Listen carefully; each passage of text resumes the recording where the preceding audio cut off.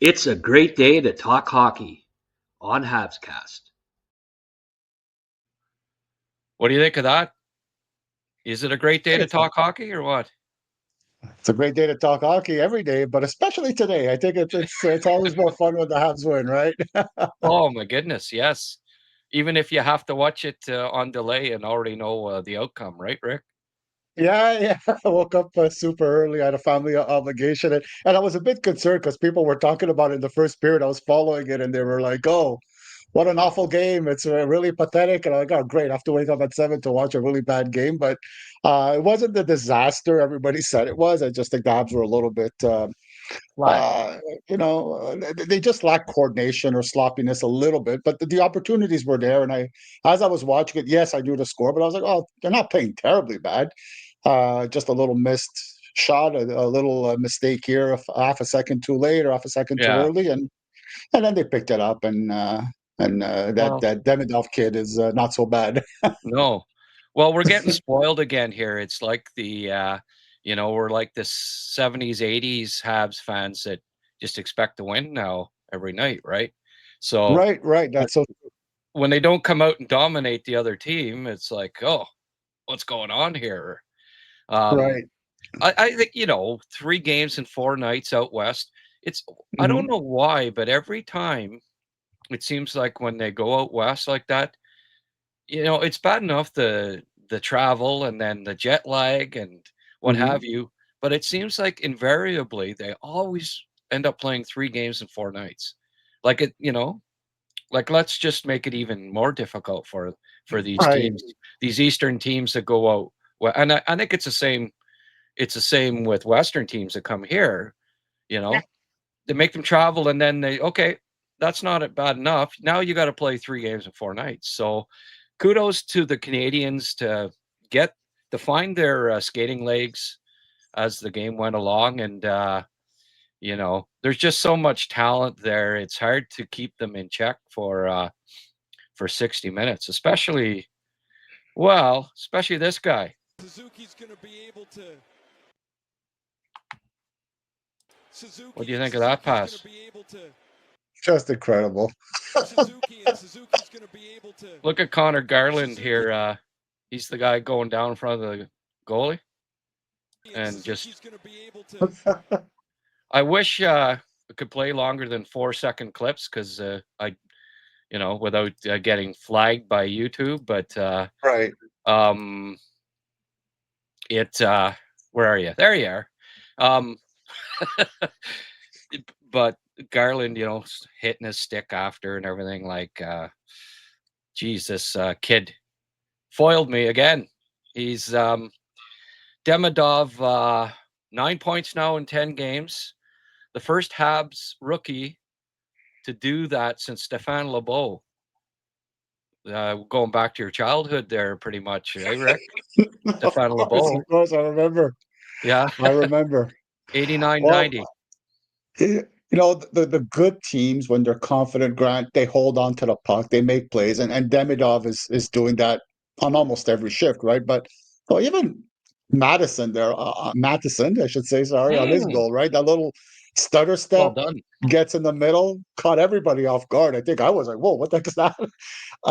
He's holding on to the puck, and they're pinching in with confidence. They're decisive. There's no hesitation, on Demidov's goal, actually, right? Same thing. Matheson again steps in. Kapanen steps in, gets the puck moving True. to the point. Nice pass to Demidov. Doesn't hesitate to shoot. Slavkovsky's goal. Maybe last year he would have tried to slow the puck down and then take a shot. He didn't. He basically, got it off quickly. Yeah. Hockey's just a game of a fraction of a second or half an inch here, half an inch there. And when you're making decisive plays with no hesitation and with confidence, that's the results you get, right? Yeah. Things happen. Man, I kind of respect to Vancouver who put up a great fight. I mean, Max Sasson is their second center, I think, right now, and Ratu is their third center. It can't be easy on them. They put up a fight, but by midway through the game, you saw that they were kind of thinking that this is not going to work out anymore because they were just running and running and running, and constantly getting out of position. And eventually, you kind of felt the dam was going to break, and the Habs really took this game over midway through the second into the third, and it was a great win. It was a win that good teams. It's a win of a good team. I'm glad you brought up Matheson and Kapanen on that play because if I saw a highlight. Somebody showed the extended play. I actually missed the goal live, and came back, and then they just scored.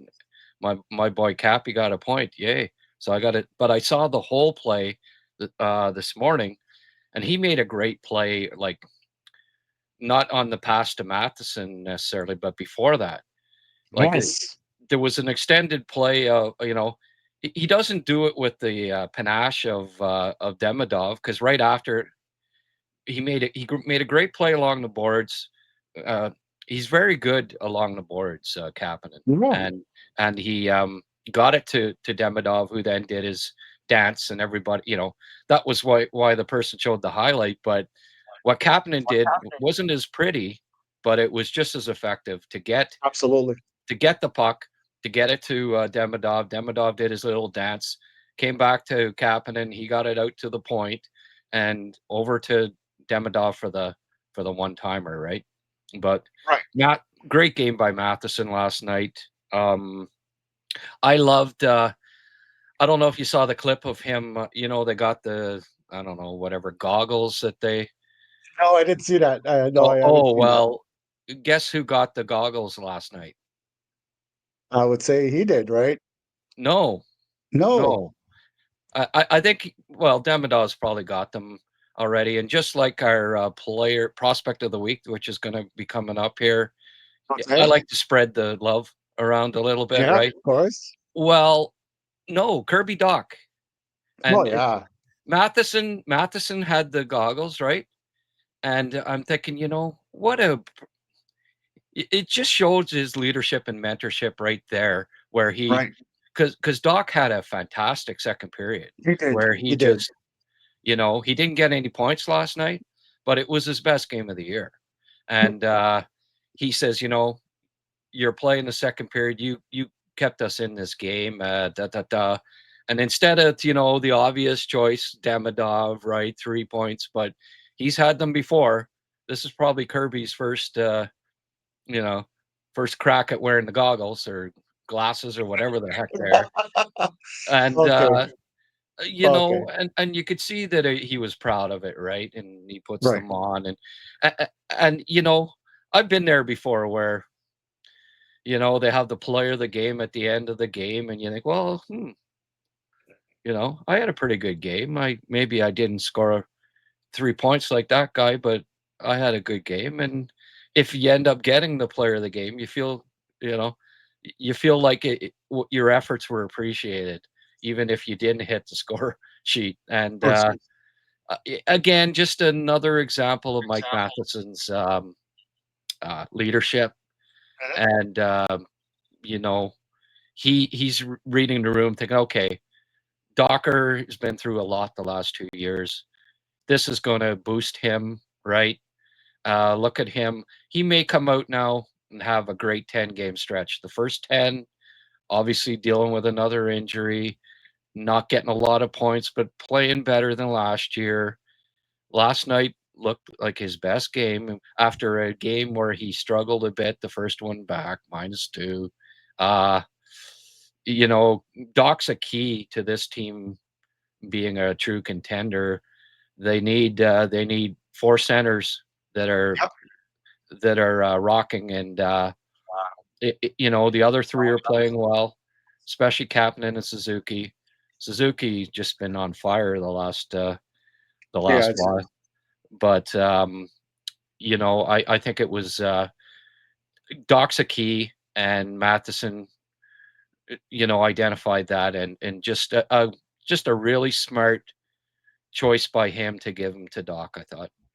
Oh yeah, that's so true. I thought he had received the glasses. He was giving away the glasses. Okay, that's a little. That's why I said it made it sound like I thought he kept it for himself, which was not something you would ever do. But You're so right. Kirby Doc, I thought in the second period, he was the one who was on the forecheck. He was the one who was pressuring down low. He was the one who was creating turnovers. He got that little snowball rolling into an avalanche slowly but surely, getting the rhythm going for the team. I love the way he was using his reach. He was using his strength, size, moving the puck well. He's not a super creative passer, but when he uses his reach and his strength well, he Right. moves the puck very well. He finds the right guy, nothing complicated. When he starts doing too much, like a lot of players, that's when things go wrong. But if he gets the forecheck in, makes a simple, effective, quick pass, that he'll always get the forecheck going due to his size and strength. And boy, the Good point. defensemen of Vancouver and the forwards were having a really tough time containing him.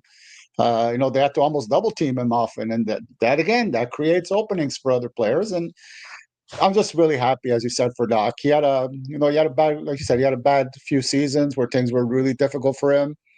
There was talk of him not being in the best shape at last season, and to his full credit, he took total ownership of it. He said, "Okay, I got to do things differently." I was reading an article, I think, in NHL.com, where he was saying that he got together with the training staff. He had a little Zoom meeting between the four of them, came up with a real plan. Everybody was on board with the same thing, and he changed things up. And that's fantastic. That's how you learn. That's how you grow. That's how you become a better player. And he did that. And when a player does that, I have all the respect in the world for them. Yeah, yeah. They showed him there in his shorts and that.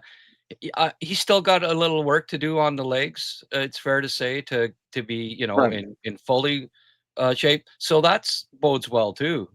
And like Yeah. he when one more year, when you're 2 years uh, with knee injuries, your legs are not going to be in optimum shape, right? And he's probably still a year away from being uh, fully back. But you know, be patient with him. He'll get stronger and better as this season goes along. And next year, we could see a real breakthrough for him, I think. I hope. Certainly, he's such a big body. He protects the puck really well. On the cycle, you know, he's really when he's going, it's really tough to get the puck from him. And like you Right. say, he's not super creative, but when he's cycling with the puck in the offensive zone and they can't get it from him, and then he finds the open man, gets it to him, and keeps the play going. And you know, he can be a really good top three center in the league. And we're seeing we saw flashes of it last night. Hopefully, his game continues to grow. And Yeah. you know, I keep reading. People are still like, well, we need to trade for a second line center, and Nazem Kadri's name keep coming up, and I just, it, Kapanen's on pace for 56 points, right? He's playing well defensively. He's killing penalties. He's starting to find chemistry with Demidov. I mean, you got to remember these guys have only been together for 10 games, and I just, and Doc could be the second line center, right?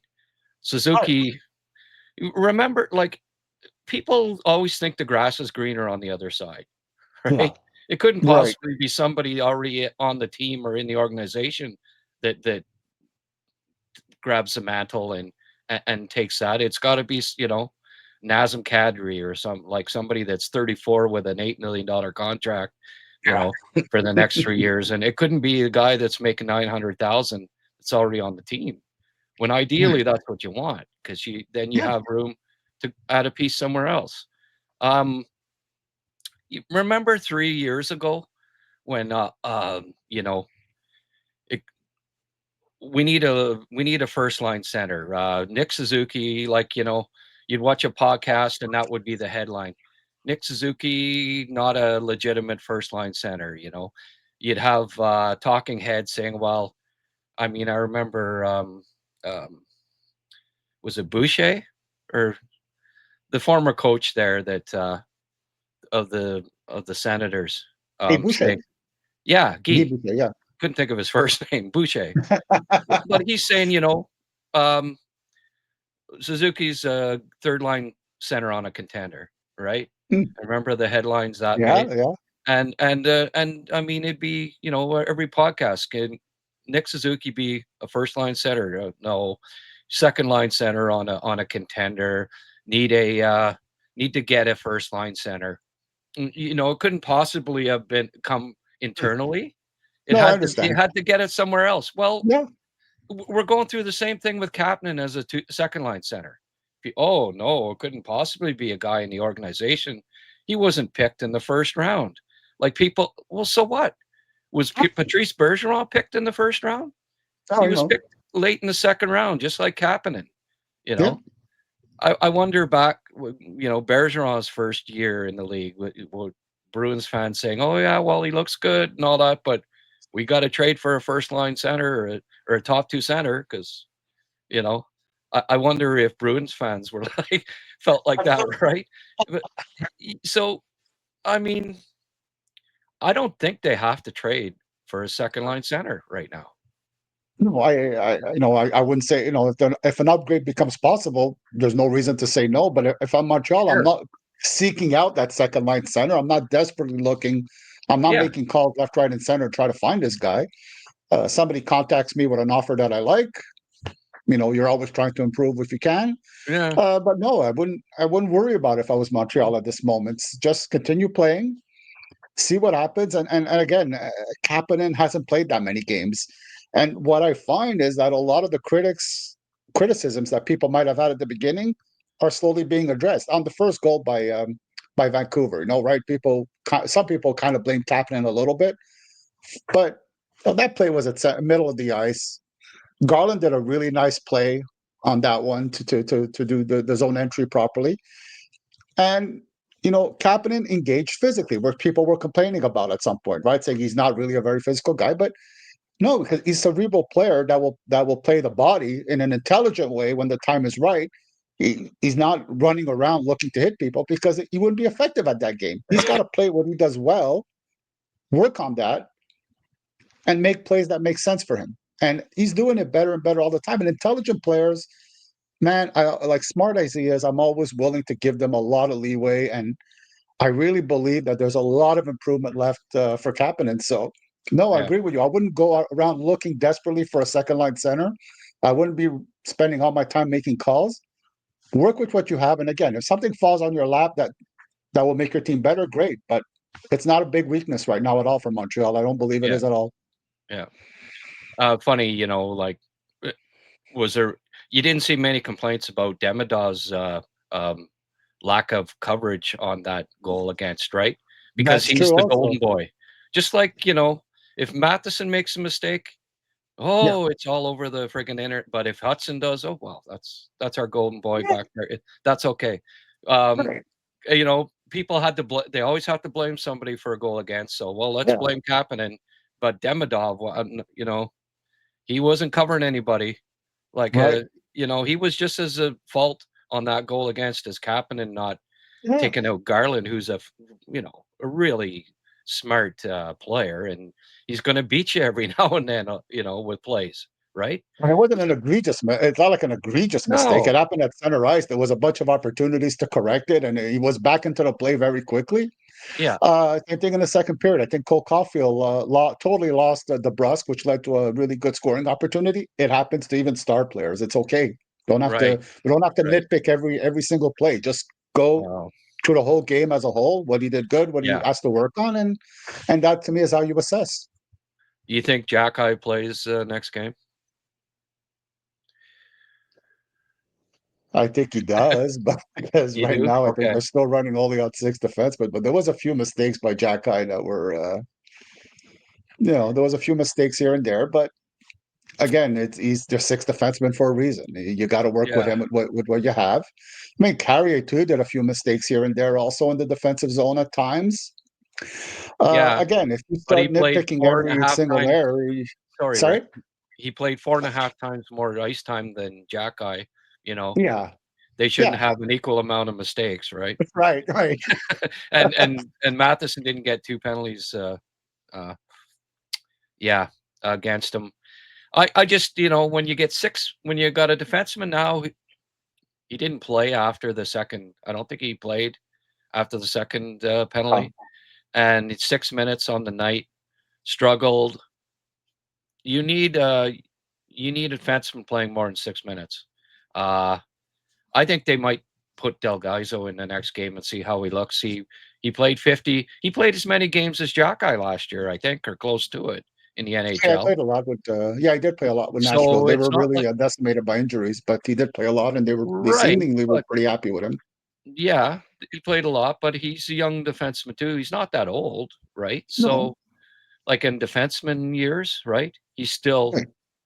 getting better. I liked his training camp. I thought he looked good when he was out there. So brings a little more speed and better, maybe a little better on the transition game Mhm. than Jacky. Seattle's not a bruising, big, No, not at physical all. team. No. Uh, I I don't know. I think you call up a guy, you want to play him at some point and give him a Yeah, cookie, right? right. I think they might put Del Gaizo in the next game and see how he looks because this can't go on with one of the defensemen playing 6 minutes a night and Matheson back up over 25. It's not sustainable. He's got to be playing under 25, I think. Even though last night he was fantastic, I thought. Yeah. Uh, we'll see, but I think they might put in Del Gaizo for a game No, you're and right. give And him the thing give him a look. with Jacky, sorry, sorry, guys, my That's okay. apologies. The problem with Jacky too is it's not the penalties he's getting. It's not the fact that he's getting penalties. I mean, if he's a bit rough, if he's a bit too physical, it leads to a penalty. I think that goes over better. Right. But it's a lot of No. interference, a lot of hooking. It's a lot of being caught flat-footed, not anticipating the play very well. What can you do with that, right? And another thing too is that people will say, well, you need him to protect your players and all that. Let me tell you, with that Habs power play, that's going to be the protection they need, not to be victim of rough stuff. My God, Yeah, people are like, I don't think I want to have a penalty right now and have the Habs go on a power play because it is just deadly right now. they were Uh, fantastic last so night. sorry.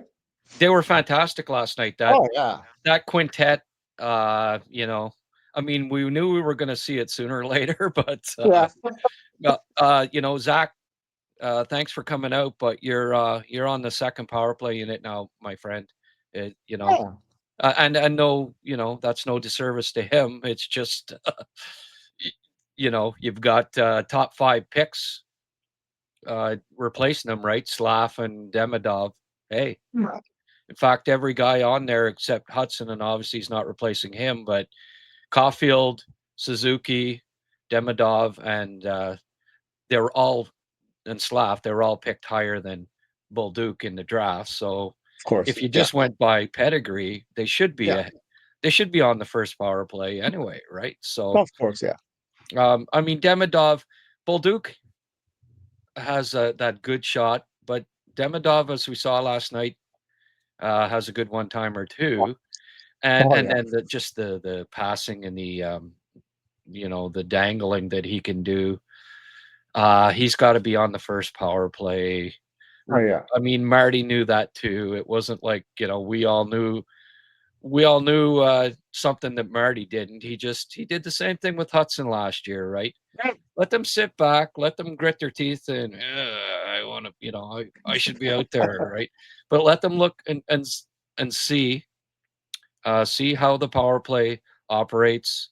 Let them get hungry, and when you do give them the opportunity, they're okay. This is, you know, I gotta seize this and prove to the coach that I should be on the first power play, and maybe even to have a little extra motivation there, right?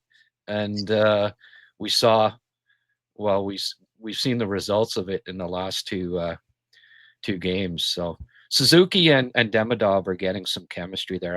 Oh, big time. I'm glad they're playing together.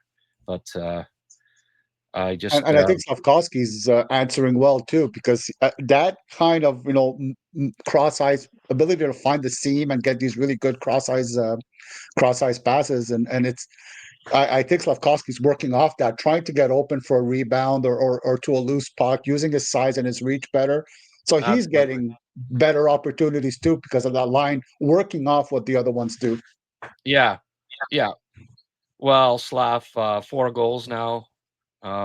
Quite a turnaround from last year, right?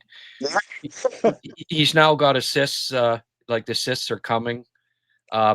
He should have about 7 or 8 already this year, so I knew that was coming eventually. But I look for Slav. The first 10 here, 6 points. I expect a point per game in the next 10 and just build from there, especially with that power play. The Canadiens are going to score a lot of goals. I'd be surprised if they're not top 5. Maybe, if not top 5, definitely top 10 in goals for this year. They just have too much talent. They do. They're really they're a great team. Yeah. I just wanted to show this. I made this thumbnail for YouTube 2 weeks ago when they were up 3-2 in the game, and then they ended up losing, right? Okay. And I thought, well, you know what? I don't have to make this again. I already got it made. Yeah. I put it out for the game last night. Amazing. Yeah, but I waited till after, obviously, right? Because Right. the karma aspect, but Of course. no, just had to be patient with it. I knew I made this thumbnail for a reason, Rick. You were saving it for my show, #1 overall. That's right. Yeah, actually, I used it last night for the Okay. thumbnail for the after the game. I said, okay, I don't have to make one now. Got one in the hopper. Yeah, And I yeah. mean, they're tied, right? It's not like, but still, 14 points. Western Conference, nobody has more, so they're at the top of the standings. Yeah, 2 more games in Jersey, but I guess they played New Jersey early in November, and that hopefully at the time that's a battle for first place, right? Still surprised seeing that Detroit so far up there in Pittsburgh, but that won't last, I don't think. No, probably not. Like you would not have predicted this to be the standings. I figured the Atlantic, and I still do. I think the Atlantic is stronger than the Metro. Yeah. Even Yeah. though like this right here has 5 teams from the Metro and 3 from the Atlantic, but hey, if you show the whole standings, the next teams are like a point or 2 away, right? So it's Right. early, not even 10 games in, and we'll definitely see some flipping of those standings. But Jersey's on a 5-game heater. The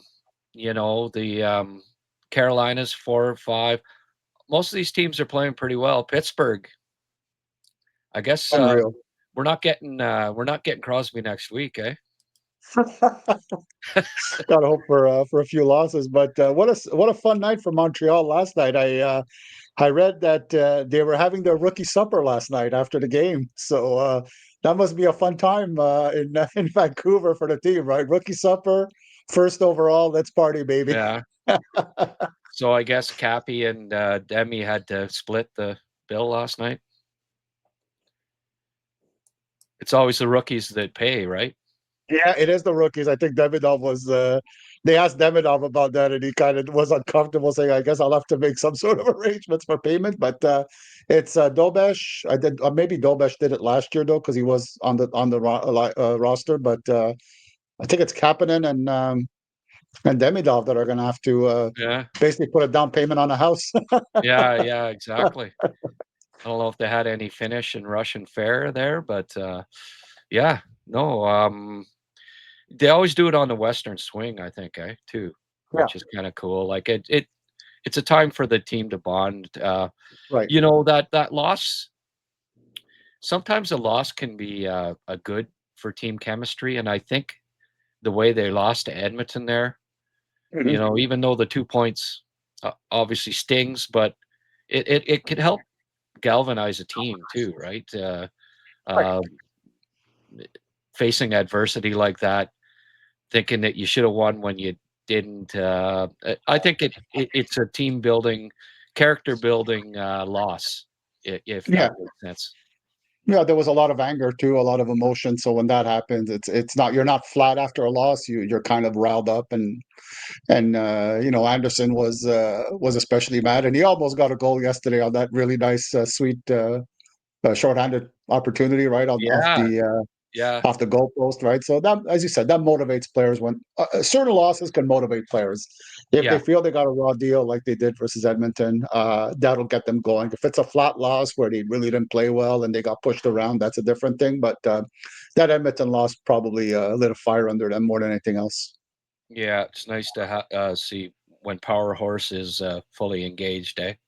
Yeah. Well, I think they, I hate to put it this way, but I think the line has better chemistry now than it did a few games ago. Uh, Well, it's a way yeah, of saying it, right? Gallagher's a better fit on Oh that yeah. line than Line. That was a misfit, you know. Yeah. Um, yeah, we'll see. Valeno wasn't bad last night too.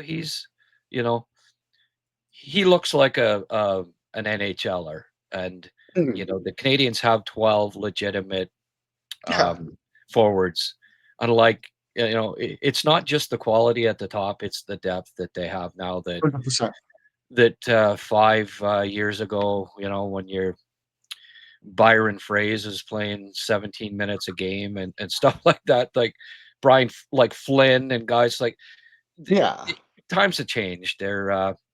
There's more quality at the top and more depth from top to bottom. So Right. And Valeno's the right kind of depth to have because he could play center. I think right, he's better off in the wing, but he could pitch in at center. So you want that depth guy to be able to move around and fill different holes in the roster so that there's not too much of a drop off. If you got like a big physical right winger, let's say, well, that's a different kind of depth, right? Where if something happens, but maybe he could play on the left, but he definitely can't play center, which causes other issues. But Valeno's a really, a player with a lot of tools that can fill in here and there. And yeah, absolutely, that's a good pickup for Montreal. yeah, yeah. What what are your thoughts? Like, anything stand out that we haven't talked about from you looking at the game last night that you want to maybe touch on? I think the one thing to me also, and we did bring this up in the past, Grant, but I thought it was a little bit more obvious yesterday. Is New York is really adapting, is changing the way he plays the game. Mm-hmm. He's on people a lot harder than I've ever seen him before. He's finishing Forecheck. his checks like I've never seen that before from him. He's totally understood and bought into the fact that he cannot be a finesse player in this level. He's not going to be a playmaker at this level. He was moving his feet, especially in the first period, almost at the start of the first period. There was maybe a bit of a drop off after that, like with the rest of the team, but it ended up strong again. He puts a ton of pressure on Yeah, the penalty kill. He forces mistakes. He gets the puck out of his zone with his speed. I really have a lot of time for Alex Newhook right now because it's not easy to be a high pick, a player with a ton of potential that people were super high on as being a point producer and understanding that it's not going to be your game and really having the humility to change how you play. To me, says a lot about him and says a lot about the team that he feels like that could be a good role for him. And it's a yeah, valued role. I think people are noticing it. yeah. The Carbonneau effect. Right. Like, Guy Carbonneau Yeah. was super high scorer in junior and Mhm. came to the Canadiens, and they had LaRouche, Mondu, Acton. They had a bunch of guys ahead of them that could put the biscuit in the basket. And if I want to find a role here, I'm going to have to adapt my game. Yeah. And he did. And the Canadians were comfortable with moving Doug Jarvis and letting him take Doug Jarvis's role, right? And Right. become the top defensive center in the NHL. Block Yeah. shots, do everything. He realized that he needed to become a regular NHLer. He had to adapt his role, and Newhook. Well, I did say it going into the year that that's what he needs to do. He needs to. I like that Marty identified that in the offseason. Okay, we're going to put you on the PK, They, similar to what they did with Anderson last year, right? Yep.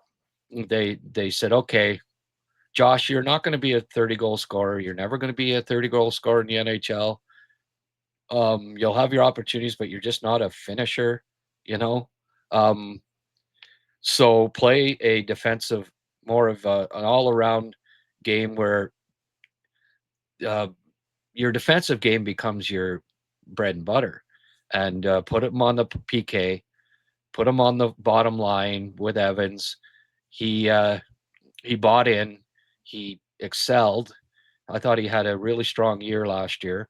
It wasn't all about points for Anderson. It was about him evolving his game. And this year, the Anderson project is new hook. And he said, okay, you're gonna become a penalty killer for us. Yeah. You're gonna play. We want you to be forechecking on that line with the two, really talented rookies that you're playing with, and he's finishing checks. Every game you see him get behind the net and just label somebody. That line, there aren't many better forechecking lines in the NHL right now. They just all three of them are really good forecheckers, and they turn over. I don't know what if that's a stat for lines, the turnover ratio or whatever, but they got to be top 10 in the league in causing teams to turn over the pucks. Yeah. And they're quick on the transition due to their speed and their passing ability and their stick handling. So they cause a lot of problems. And it's a good chemistry line, right? Where the sum is really almost better than the individual players. Right. As a unit, they work so well together because they feed off each other and complement each other really well. And that's one reason why I'm not in a rush for the Canadiens to alter that chemistry. Bring in I don't like. First of all, there aren't many teams offering second line centers that are better than Kapanen right now. No. Right now, none. No team's no team's trading Montreal a center that's better than Oliver Kapanen right now. None. They all think they can make the playoffs yet. Maybe at the trade deadline, you revisit it then. But if Kapanen's on pace for 60 points with his defensive play, it's going to have to be a hell of a good center for it. And the price can't be that high. It's almost like I keep coming back to Crosby, but there aren't a lot of other ones that I would break the bank for right now, especially if the club just keeps rolling. It's second line center is no longer the huge gaping need that it was perceived to be going into the season, and that's good. No, I agree. I think if anything, it's maybe actually no. There's no there's no holes right now. This team that I think can't be fixed, can't be taken care of internally. I see this roster as being really complete right now, and they just need time. And they might not be a Stanley Cup contender now just because they're so young, physically and mentally in this league. But they're it's time to start letting this team gel, right? It's time to start letting this team, because a lot of times you'll see, right? It takes a few years to reach that Stanley Cup level for a lot of teams, where a lot of the teams are more veterans. I'm not saying it's impossible there, but probably not.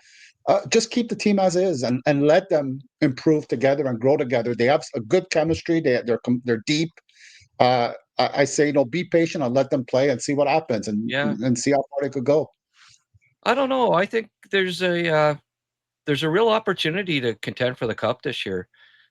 With Florida's injuries, with Barkov out, I think the East is wide open. Yeah. I could see the Canadiens winning the East, and then who knows with Cup final. I look back to the first, and I'm not saying the Habs have a Crosby and a Malkin, but the Pittsburgh's first Cup win, those guys were all young, right? Yeah. They were 19, 20 years of age. And I guess they went to the Cup first once and then came back and won. Most teams do that. It's rare maybe that that's different, but Chicago is the prime example, though, Rick. Yeah, and Montreal resembles Chicago. Eh? Montreal resembles Chicago the way the lineup Yeah, is made. I'm like seeing a lot of Kane, similarities, right? right? Kane and Taves, they won a cup at like 20, 21 years of age. That's true. They led the That's true. team, and they hadn't come close before that, right? Right. Um, so they might do there might be a Chicago Blackhawks type run here where just everything meshes. The young group. The thing is, too, it's not just a Kane and like the Habs. You can keep going on. You know, there's 5 or 6 really special, elite, skilled young players Yeah. on this Oh, yeah. team, and they're only going to keep improving. The Yeah. chemistry's there. They're close knit. I don't see why the Canadiens can't Yeah. contend for a cup this year. Yeah. It would not And they have surprise good me. goaltending, right? Dobish is really hot, but Montembeault has it. But I think it's gonna place itself. He's a better goaltender than we've seen so far, and he'll Yeah. get it back. He just maybe needs a bit of time, but he'll get better. Well, they've got cap room. At the trade deadline, if maybe that's what they identify. Okay, we got to get a goalie. Like it, Mhm. like it's not out of the realm of possibility that if Montembeault struggles here and keeps struggling, um, the Habs go out and pick up a another goalie. Yeah. And you Anything know, is possible. also defense. You wouldn't have thought so, but if Gooley out right now, that's kind of a missing. If there's a spot where there's a weakness right now, it's the sixth defenseman, right? Oh yeah. And it wouldn't even shock me if right now they picked one up, just to kind of to get through this till Gooley gets back. It wouldn't shock me, but that to me, those are the only real the minor question marks. But if Dovish keeps playing like he is, they aren't even, you know, I mean, they won't be going for a starting goalie. Dovish is the man. He's the starting goalie, and Oh yeah. uh, He was good last night too. yeah, and he's at that age, 23, 24, where typically a goalie that's making his breakthrough is about that age, and um, yeah, I I don't know, like, but the thought has always been, and going into the year, okay, well, it'll be second line center that they really have to address. And as it turns out, positions where they thought it was a strength might be where they end up fortifying instead. Yeah. You can never predict these things No, no. completely It's a accurate. cool game. Yeah, yeah. And, they've got another reason why, like, I don't know that they have to go after a 27-year-old second line center that can be with them for 5 years. There's Kapanen. If Doc keeps coming back, Koivu's coming around. Not that I necessarily think he'll be a second line center down the road. Hage is, it just keeps evolving, but there's another guy in the organization who is looking like he has middle line center upside for sure. And you know what, Rick? He just Tell me. happens to be our Habs prospect of the week. Oh, nice. Let me know who that is, Grant. I'm interested. Yeah. Well, let me find it here. I got so many files. Hayden Paupanekis. Big boy. Yeah. I had to go through they didn't have his shifts from last night's game. This is against Medicine Hat. So a real litmus test for him up Right. against Pickford, right? Right. So I had to go through every shift. Like, I had to go through the whole game to get his shifts. Right. But the great thing about him is he's freaking 4 inches taller than everybody else on the team. So, I can spot him. I spot him in the shifts there pretty easily. And obviously, another right shot center, eh, Rick? You like that? Right. Yeah. We don't have enough of those. that's the only thing working against him, I guess. But look at can he ever move for a big guy, eh? Yeah.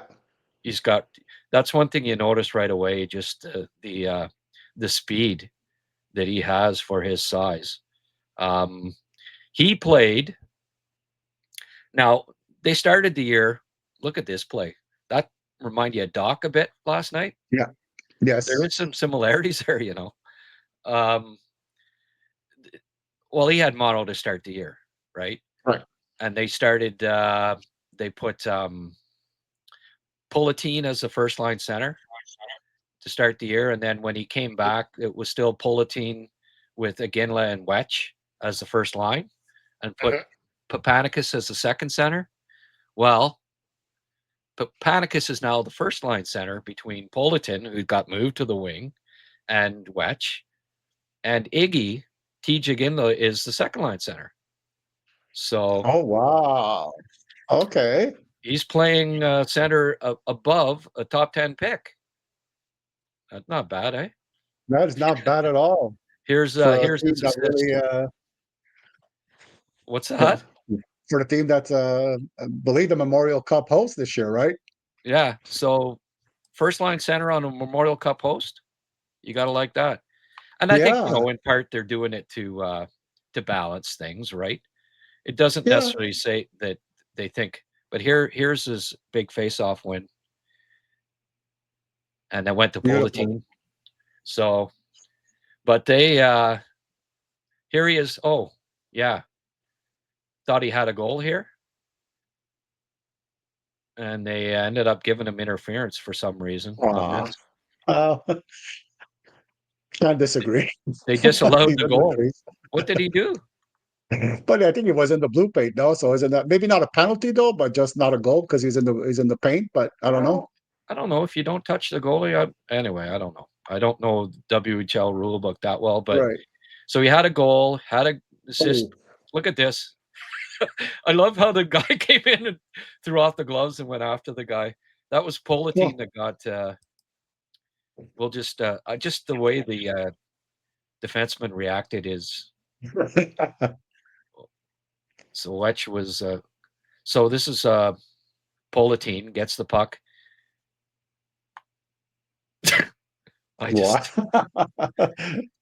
Just go. Yeah. I don't know if he really hit him. I don't know, but he didn't get a 5-minute major, believe it or not. The guy that. So I guess they thought it was a bit of a sell on Pulatine's part, but anyway, they didn't end up with a power play there, which kind of surprised me. If that would have been World Juniors or something, the guy'd be suspended for life. Oh yeah. You can never play in IIHF again. WHL, a little different mindset. But you can tell by these highlights, he's rounding into shape and played a really solid game last night. I like, question mark has been his compete away from the puck at times, and looks like that's he's becoming more consistent with that. But you can see here he's a load, and go ahead. It's an accusation that a lot of big players, big young guys get, right? They don't compete, but sometimes it just that big lumbering body, it just takes a bit longer, and you just have to be patient. And their feet don't move as quickly as a 5'7" guy, right? Yeah. It can be a bit deceptive. It looks like they're not, their legs don't move as quickly. It's just it's a natural, it's a natural thing. Pride looks okay though. Yeah. Oh no, he's a good skater. Yeah. And he's competing in these games. He's turning over pucks. He's back checking. He's got decent puck skills. I don't think he's kind of like Doc in a lot of ways. I don't think he's a great play creator necessarily, but there's a tying goal right there. So they had the empty net, right? 3-2. Who gets the goal? A little bit of HP sauce there. Hayden Paupanekis. Nice. Yes. So where's Pickford on this play? Oh, he's not there, so we can't blame it on Pick. Not a Pickford bad wasn't on thing. the ice. That's okay. Yeah, that's right. So who started overtime? Paupanekis. Iginla Paupanekis. Wow. Gotta like it, eh? Yeah. So the coach loves him. I mean, I had on his coach Derek Martin, Yes. and he, you know, if you want to go back and look at that HabsCast, we did interview his coach Derek Martin, and he had high praises for him. Look at this; he almost ended her right there. Beautiful.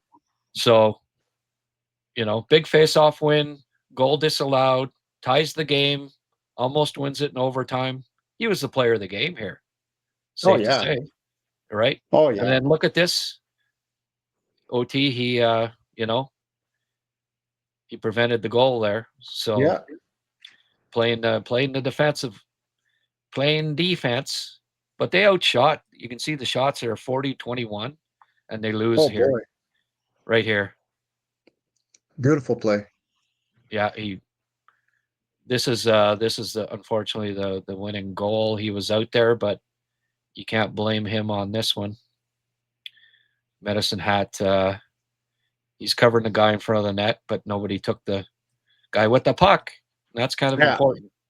So Yeah. Medicine Hat, Medicine And Hat Pickford won was it. on the ice for the winning goal, so that's okay. Yeah, that's right. That's right. Um, you know, almost outshot them 2-1. He was the best player in the game, and that's a game with a top 10 pick.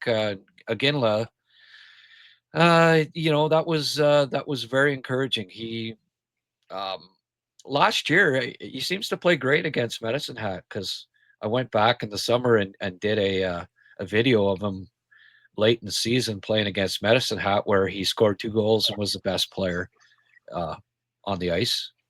I'd like to, you know, ask Willie Desjardins sometime, coach of Medicine Hat, what he thinks of Hayden Paupanekis, because he got a full dose of HP sauce last night from Hayden. So there's our Habs prospect of the week.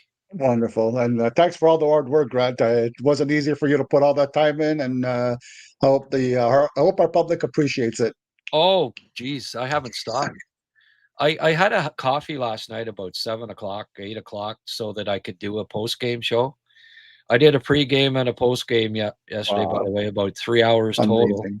Uh, um, and then I couldn't fall asleep, you know, till like after 2. And then I get up at 8:30 and oh, geez, I still got to find a video. Nobody really stood out that I had known this Oh, week as a Habs prospect.